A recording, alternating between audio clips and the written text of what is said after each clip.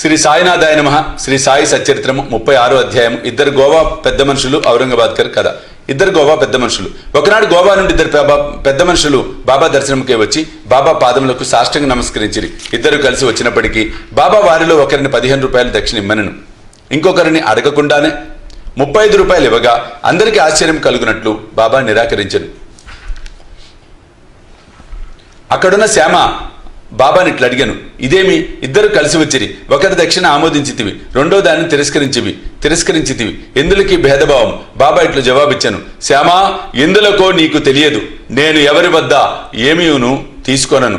మసీదు మాయి బాకీని కోరును. బాకీ ఉన్నవాడు చెల్లించి రుణ విమోచనము పొందును. నాకిల్లు గాని ఆస్తి గాని కుటుంబం కాని కలవా? నాకేమీ అక్కరలేదు. నేనెల్లప్పుడూ స్వతంత్రుడను. రుణము, శత్రుత్వము, హత్య చేసిన దోషము చెల్లించే తీరవలేను. దానిని తప్పించుకుని మార్గం లేదు. పిమ్మట బాబా తన విశిష్ట ధోరణిలో ఇట్లనెను, ప్రప్రథమున అతడు పేదవాడు. ఉద్యోగము దొరికినచో మొదటి నెల జీతం ఇచ్చేదనని తన ఇష్టదైవమును మొక్కెను. అతనికి నెలకు 15 రూపాయల ఉద్యోగము దొరికెను. క్రమముగా జీతము పెరిగి 15 నుంచి 30, 60, 100, 200కు హెచ్చెను. తొదకు 700కు హెచ్చెను.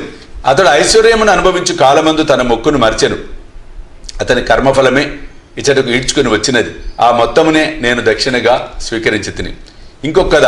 సముద్ర తీరమున తిరుగుచుండగా ఒక పెద్ద భవనం వద్దకు వచ్చి దాని వసారపై కూర్చుంటుని. యజమాని నన్ను బాగా ఆదరించి చక్కని భోజనం పెట్టెను. బీరువా పక్కన శుభ్రమైన స్థలం చూపి అక్కడ పరుండు వన్ను. నేను అక్కడ నిద్రపోయి తిని. నేను గాఢ నిద్రలో ఉండగా ఆ మనిషి ఒక రాతి పలకను లాగి గోడకు కన్నం వేసి లోపల ప్రవేశించి నా జేబులో ఉన్న ద్రవ్యమంతయు దొంగిలించెను. నేను లేచి చూసుకొనగా 30,000 రూపాయలు పోయినవి. నేను మిగిలిన బాధపడి తిని ఏడ్చుచూ కూర్చుంటిని. పైకమంతయు నోట్ల రూపముగా ఉండెను.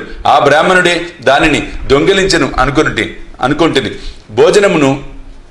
భోజనము నీరు రుచింపవయ్యను. వసారాపై ఒక పక్షము కాలము కూర్చుండి నాకు కలిగిన నష్టమునకు ఏడ్చుచుంటిని. పిమ్మట ఒక ఫకీర్ దారి వెంట పోచు నేను ఏడ్చుచుండుట చూసి ఎందులకు ఏడ్చుచుంటివి అని అడిగాను. నేను జరిగిన వృత్తాంతం చెప్పి తిని వారిట్లండ్రి, నేను చెప్పినట్లు చేసినచో నీ డబ్బు నీకు దొరుకును. ఒక ఫకీర్ వద్దకు వెళ్ళుము, వారి చిరునామాను నేను ఇచ్చేదను, వారి శరణు వేడుము, వారు నీపై పైకమును తిరిగి ఇప్పించెదరు. ఈలోగా నీకు ప్రియమైన ఆహారం ఏదో దానిని నీ ద్రవ్యం దొరుకునంత వరకు విసర్జించుము. నేను ఫకీర్ చెప్పినట్లు నడుచుకొందును. నా పైకం నాకు చిక్కినది. నేను వాడను విడిచి సముద్ర ఒడ్డునకు పోయి తిని. అక్కడ ఒక స్టీమర్ ఉండెను.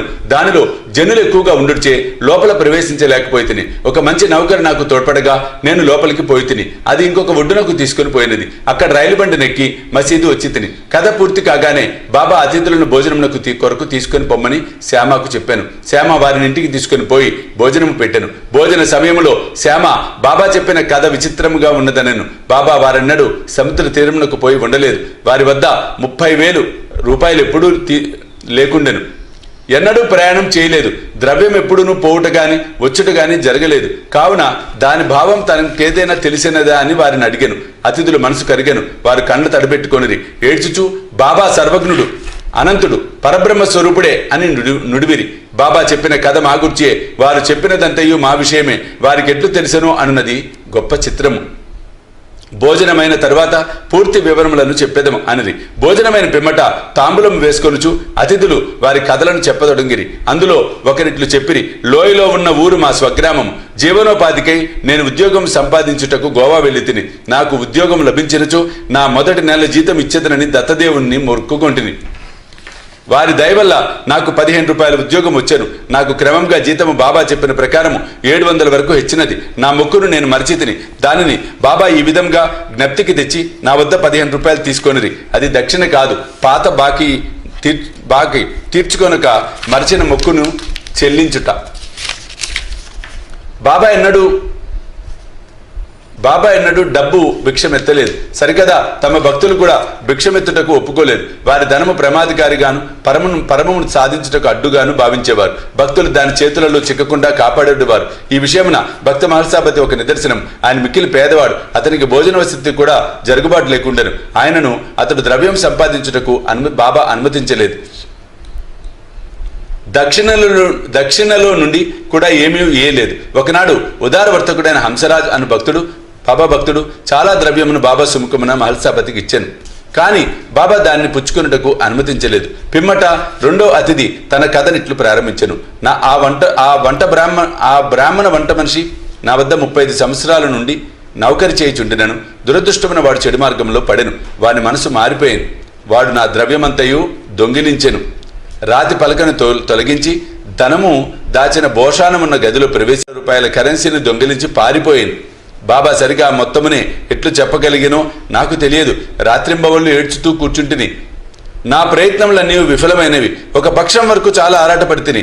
విచారగ్రస్తుడనే దుఃఖంతో అరుగుపై కూర్చొని ఉండగా ఒక ఫకీర్ నా వద్దకు వచ్చి కారణం తెలుసుకొనిను. నేను వివరములన్నీ తెలిపి తిని. అతడు షిరిడి సాయి అను ఔలియా ఉన్నారు, వారికి మొక్కుము, నీకు ప్రియమైన ఆహారమును విడువుము, నీ మనసులో వారి దర్శనం చేయ వరకు నీకు ప్రియమైన ఆహారం తిననని మొక్కుకొనుము అనెను. నేను అటలే, బాబా నా ద్రవ్యము దొరికిన పిమ్మట నేను అన్నము తినదను అని మొక్కుకొంటిని. దీని తర్వాత 15 దినములు గడిచెను. బ్రాహ్మణుడు తనంతట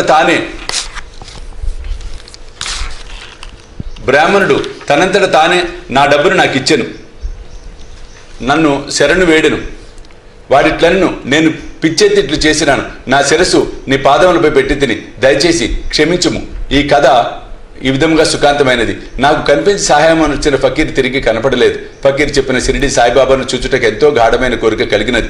మా ఇంటికి అంతా దూరం వచ్చిన వారు షిరిడి సాయిబాబానే అని నా నమ్మకం. ఎవరైతే నాకు కనపడి నా ద్రవ్యంను తిరిగి తెప్పించారో అట్టివారు 35 రూపాయల కొరకు పేరాశ చూపెదరా.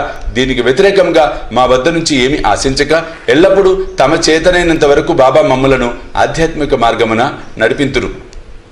దొంగిలించిన నా ద్రవ్యం దొరికిన వెంటనే మిక్కిలి సంతసించి మైమరిచి నా మొక్కును మరిచి తిని. ఒకనాటి రాత్రి నేను కొలాబాలో ఉన్నప్పుడు బాబాను స్వప్నంలో చూసి తిని. షిరిడీకి పోవాలను అన్న సంగతి అప్పుడు జ్ఞప్తికి వచ్చాను. నేను గోవా వెళ్ళి తిని. అక్కడి నుంచి స్టీమర్ మీద బొంబాయి వెళ్ళి అచ్చట నుండి షిరిడీకి పోవ నిశ్చయించి తిని. నేను హార్బర్ వద్దకు పోగా స్టీమర్లో జాగా లేదు. కెప్టెన్ ఒప్పుకోలేదు. కానీ నాకు పరిచయం లేని ఒకడు చెప్పగా ఒప్పుకొని నన్ను స్టీమర్లో బొంబాయి తెచ్చాను. అక్కడి నుండి ఇక్కడ రైలుకు వచ్చి తిని. కాబట్టి బాబా సర్వజ్ఞుడు, సర్వాంతర్యామి. మేమెక్కడా, మా ఇల్లెక్కడా, మా అదృష్టం ఏమని చెప్పవలను. బాబా మా ద్రవ్యమును తిరిగి రాబట్టను ఇక్కడికి లాక్కొని వచ్చాను. షిరిడి జనులారా, మీరు మాకంటే పుణ్యాత్ములు, మాకంటే అదృష్టవంతులు. ఏలన బాబా మీతో ఆడి నవ్వి మాట్లాడి ఎన్నో సంవత్సరములు మీతో నివసించను. మీ పుణ్యమంతయు ఎందుకనగా అది బాబాను షిరిడీకి లాగాను. సాయే మన దత్తుడు. వారే మొక్కుకొమ్మని నన్ను ఆజ్ఞాపించిరి. స్టీమరులో జాగా ఇప్పించిదిరి. నన్ను ఇచ్చడి తెచ్చిరి. ఇట్లు వారి సర్వజ్ఞత్వమును సర్వశక్తిమత్వమును నిరూపించిరి. ఔరంగాబాద్కర్ కథ. షోలాపూర్ నివాసికు సకారం ఔరంగాబాద్కర్ భార్యకు 27 సంవత్సరములైనను సంతానము కలగలేదు. ఆమె అనేక దేవతలకు మొక్కెను, కానీ నిష్ప్రయోజనమైనను. తుదకు నిరాశ చెందెను. ఈ విషయమై చివరి ప్రయత్నం నిశ్చయించుకొని తన సవతి కొడుకకు విశ్వనాథంతో షిరిడీకి వచ్చాను. అచట బాబా సేవ చేయుచు 2 నెలలు గడిపెను.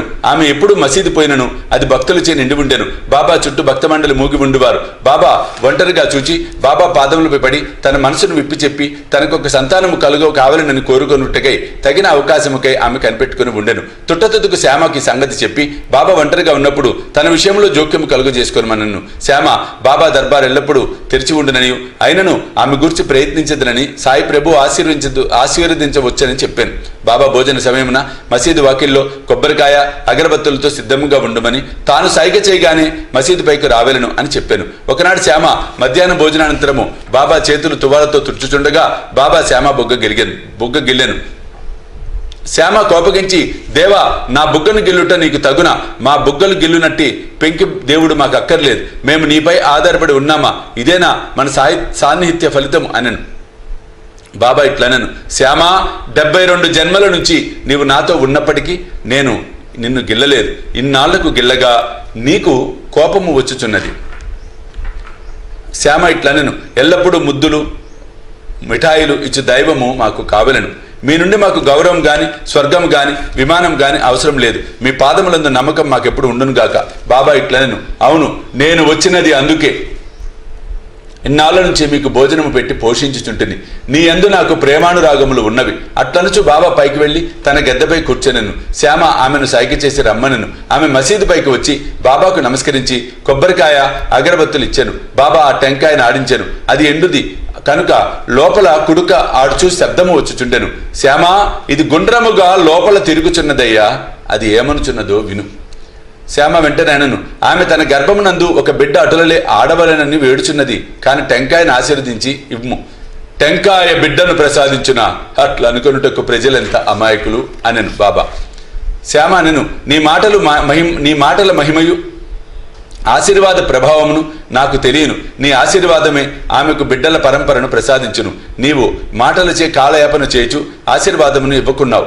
ఆ సంవాదము కొంతసేపు జరిగెను. బాబా పదే పదే టెంకాయను కొట్టుమని చుండెను. శ్యామ టెంకాయను కొట్టకుండా నా స్త్రీకే ఇవ్వమని వేడ్చుండెను. తుదకు శ్యామ టెంకాయను కొట్టకుండా ఆ స్త్రీకే ఇవ్వమని వేడ్చుండెను. తుదకు బాబా లొంగి ఆమెకు సంతానం కలుగును అనెను. ఎప్పుడని శ్యామ అడిగాను. 12 మాసములలోనని బాబా జవాబిచ్చాను. టెంకాయను పగలగొట్టిరి. ఒక చిప్పను ఇరువురు తినిరి. 2వ చిప్పను ఆమెకు ఇచ్చిరి. అప్పుడు శ్యామ ఆ స్త్రీ వైపు తిరిగి, అమ్మా, నీవు నా మాటలకు సాక్షివి. 12 మాసములలో సంతానము కలుగనిచో ఈ దేవుని తలపై ఒక టెంకాయ కొట్టి మసీదు నుండి తరిమి వేసేదను. ఇందుకు తప్పినచో నేను మాధవుడను కాను, మీరు దీనిని చూచెదరుగాక అనెను. ఆమె 1 సంవత్సరములో కొడుకును కనెను. 5 మాసములలో కొడుకును మసీదుకు తీసుకుని వచ్చి భార్యాభర్తలు బాబా పాదములపై పడిరి. కృతజ్ఞుడుగు తండ్రి 500 రూపాయలు ఇచ్చాను. బాబా గుర్రము శ్యామకర్ణకు ఈ ధనముతో శాల కట్టించెను. 36వ అధ్యాయం సంపూర్ణము. సద్గురు శ్రీ సాయినాథ అర్పణమస్తు.